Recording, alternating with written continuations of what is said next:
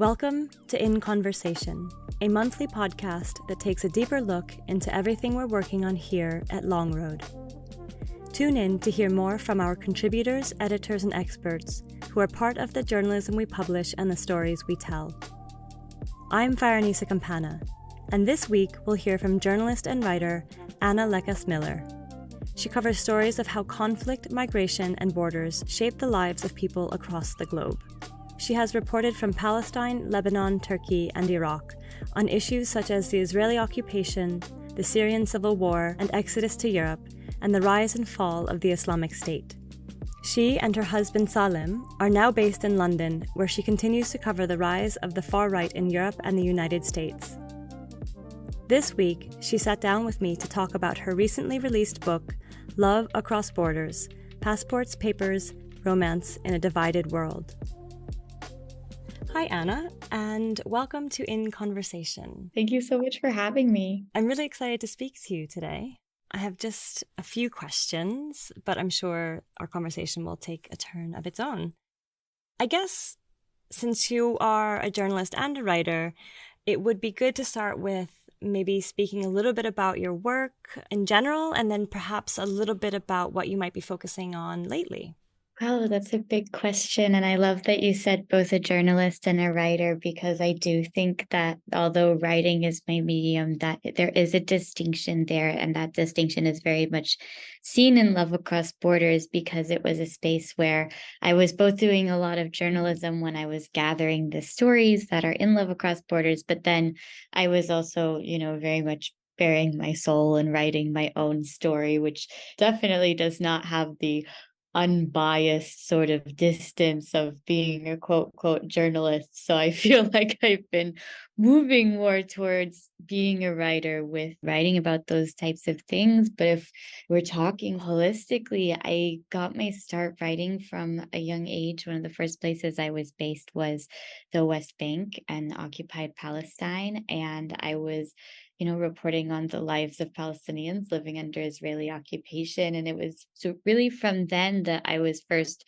struck by this idea of how curtailed some people's freedom of movement is to others. And it was very much from my perspective as an Arab American journalist myself, where, even though I shared a culture with so many people that I was talking to from day to day, I had a US passport and I could travel and pick where I reported and pick the stories that I chose to cover in a way that was the definition of freedom, the definition of privilege in so many ways. And this continued as I was reporting in the Middle East, a place I'm so connected to personally, but then, felt like I had this, I don't even know what the right word is for it, but this huge difference with this American passport. And that's very much what, carried me into eventually writing Love Across Borders, because I fell in love with my now husband, who is also a Syrian journalist, and we had everything in common and very much fell in love over how much we wanted to both see and experience the world and travel and tell stories. And yet I had a US passport and he had a Syrian passport. And eventually he actually got kicked out of Turkey, which is the country we were both living in at the time. And that moment is what both sort of was the catalyst for my own story of Love Across Borders, but also the idea for the book, because what kind of gave me comfort at that time was being like, well, I can't be the only one in this situation. How is love affected by this kind of inequality? How is romance affected by things like the refugee crisis, things like borders popping up, people being separated for months at a time? And I set out to kind of investigate that while I was reporting my own story, or reporting and living my own story, Freudian slip. But that's what became Love Across Borders. And that's been sort of the heart and soul of so much of my work. And now my work is really rests at sort of the intersection of thinking about what freedom of movement really means and thinking about it in the context of love, intimacy, and emotionality. Yeah, that makes so much sense, especially given your unique position as an Arab American. So you have this deep connection with the Middle East, but then you do have the privilege of the American passport. So I'm sure that that was like very clear to you, not just reporting from the Middle East, but just in your personal life. Absolutely, it can't not come up. Yeah. The next question was actually going to be, why did you decide to broaden your search for other people who are experiencing the same thing?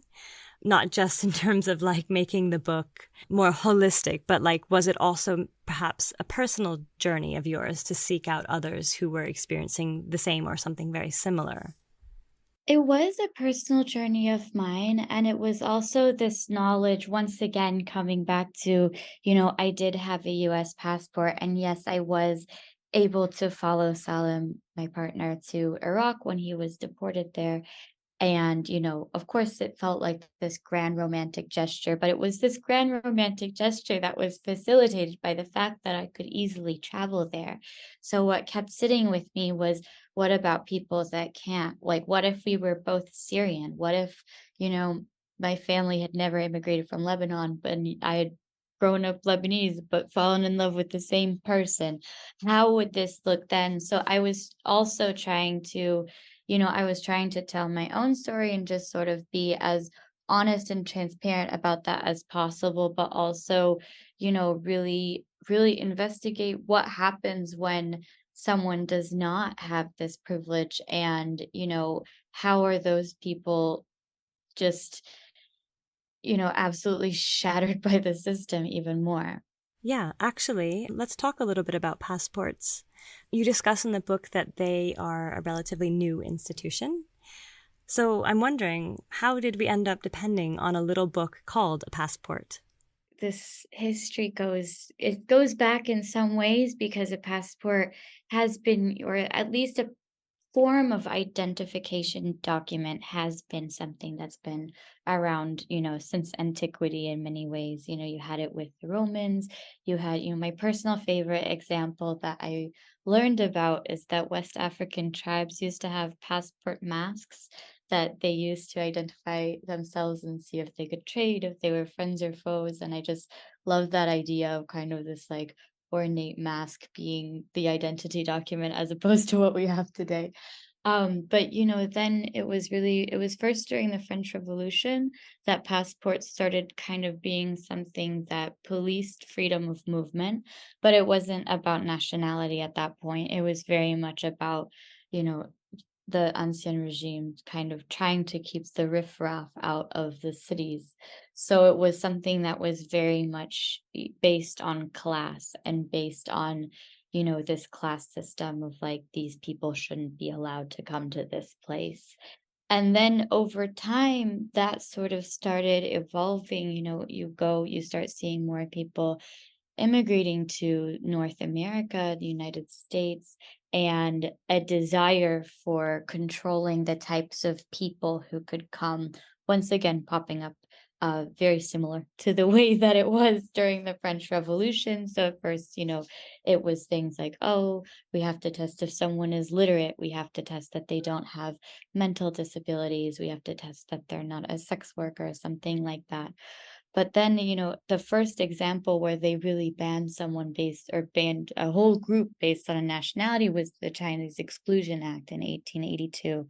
So that was sort of like this guinea pig of like, oh, you know, we noticed that Chinese immigrants in particular are starting to be very successful, particularly working on the railroads. So people in the US government were not pleased with that because they wanted this country to be a white Anglo-Saxon Protestant majority. So that was sort of this test that then eventually became the 1924 Immigration Act that excluded so many people, basically anyone that wasn't from Western Europe. And that coincided with World War One, where passports were sort of started being used for national security. And but that was seen as a temporary war measure. That was seen as, okay, we need to know who you are because these countries, the world in a way is at war.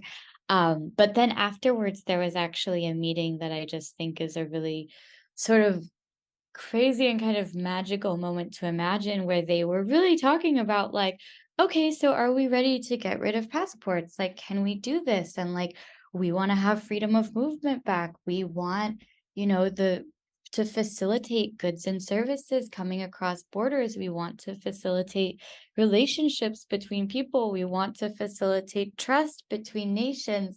And, so there was this sort of moment where the tide could have really turned. And of course it didn't. They chose to keep passports, and they only became more standardized, more regulated. And then over time came with, more and more implications depending on which one you had. But I think now in this moment where we do have such a restricted world depending on the passport that you hold, it is something that it's important to imagine. It's important to imagine that, yes, we've witnessed probably in our lifetimes just these things sort of close and close and close, and walls go up more and more and more. But what if we imagined even small ways that it could be more open and that walls could come down? Yeah, essentially, it just sounds like basically passports have effectively become some sort of apartheid like system when it comes to freedom of movement. Would you say that that's accurate?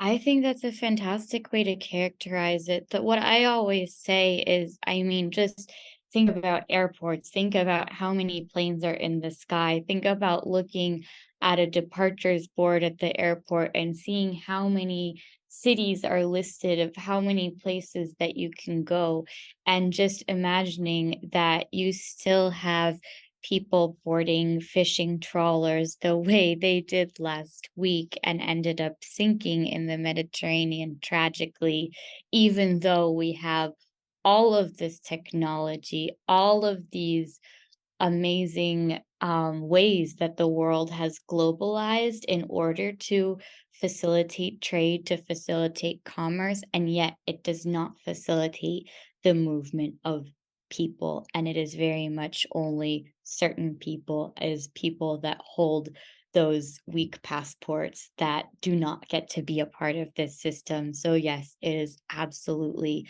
a system of global apartheid that's based on passports.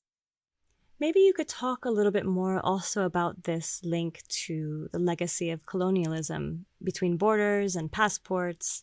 I know you had mentioned it in the book, and I was just wondering if you could speak a little bit more about it. Sure. I think one of the things that comes up so much, both in the book and in reporting about migration, is people being like, if you mention, everyone should have the right to move freely. Someone being like, oh, yes, but, there's economic migrants coming as well as refugees. Like, yes, we should let in the refugees, but what about the economic migrants? They should go home. So, this idea of who is a migrant and who is a refugee was sticking out in my mind a lot while I was working on the book. And, a lot of the most interesting arguments that are made about why everyone should have the right to move is thinking about where economic migrants are coming from.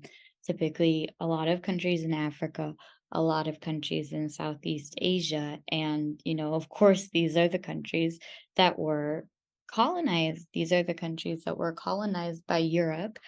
And, and now people are too poor to be able to sustain a life in their countries. So, the young man that I profiled in the book is this magnificently intelligent Nigerian man named Mona, and he was just like, "Yes, well, Europe came and took everything from us, so now we have no choice but to go to Europe." And I think that's the most simple and yet effective way to really say it at the end of the day, is that the only form of reparations for colonialism would be to have free migration, so that at the very least, if you can't, redistribute the wealth so that people wouldn't have to leave their families behind and could just have a sustainable life in their countries, at the very least, make it so that people can easily come to the place that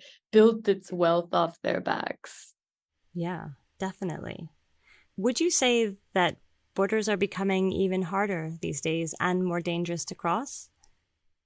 I think so. I think there just keeps being more and more policies that are happening, often in sneakier ways, I think, as well. If you think about it, if you think about those huge mass exoduses of people coming across the Mediterranean that happened in, say, 2015 and stuff, that was something that was so major in the world. There were a lot of journalists covering it. And of course, it's something that's still happening. But even as a journalist who's continues to be passionate about covering things like this, it's harder and harder to place those stories because unfortunately it's seen as like this is no longer news. So why is this of the public interest? And it's of the public interest because it's still an injustice that's ongoing. But um, you know, with so many other things going on, it then gets sort of shoved to the margins, and that just allows more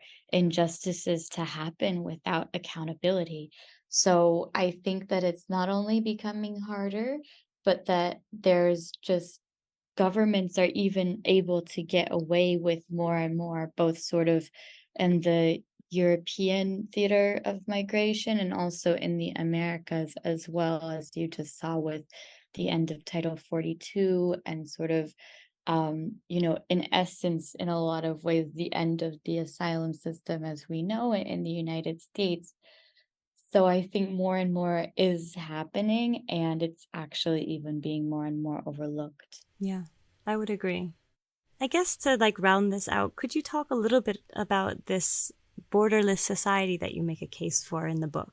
Yeah, of course. I mean, over the years, I've talked to many people who are actively fighting and campaigning for a world with open borders, which I find so inspiring. But of course, this is something that I think needs to happen a little bit at a time. And it is something that I think a lot of people are very overwhelmed by. So I'll try to make the case for what I see as the sort of accessible vision of a borderless society, right? Which is the fact that, say, for me as a US passport holder, I feel like I live in a world with relatively open borders, not completely, but I feel like I can travel wherever I want. I just have to be able to get a plane ticket. And I do feel like if a war were to happen in my country, I could probably go somewhere, wait it out. It wouldn't be this like enormous tragedy. And I wish that everyone sort of had that amount of freedom. I think one actual case study is sort of the way that Ukrainians have been accepted in the European Union in terms of, pretty immediately the EU said, okay, Ukrainians can be here for 3 years before they have to apply for asylum. And that just makes a huge difference. It means people can move freely. It means people can work. It means people can rent an apartment. It means people can live their lives. And of course, it's still difficult. Of course, in some ways, people are still in limbo. Of course, people have still left their home and are still living with the trauma of that being quite possibly destroyed. But at least they're not living in this restricted way that so many asylum seekers are living in countries that will restrict their right to work while they seek asylum, that will give them a very hard time to seek asylum, that will threaten to deport them, that will actually deport them. So I think if everyone had the right to board a plane and go wherever they wanted, I think that would make a big difference. I think that would mean no more deadly shipwrecks, no more border crossings, no more need for smugglers that everyone talks about cracking down on. And yeah, and I think that if in the case of, say, refugees that would need to be possibly permanently somewhere, if there could be more welcoming policies, the way that there even has been in the European Union with Ukrainians, I think that could go a very long way in making life safer, better, happier, more fruitful for people who have, at the to say the least, been through a lot. Anna, thank you so much for speaking with me today, and really congratulations on the publication of this book. Thank you so much. That was Anna Lekas Miller speaking with me, Long Road editor Fahrinisa Campana, about her book, Love Across Borders, Passports, Papers, Romance in a Divided World. That's it for this week's In Conversation, where we take a deeper look into the stories we publish. Music by epidemicsound.com.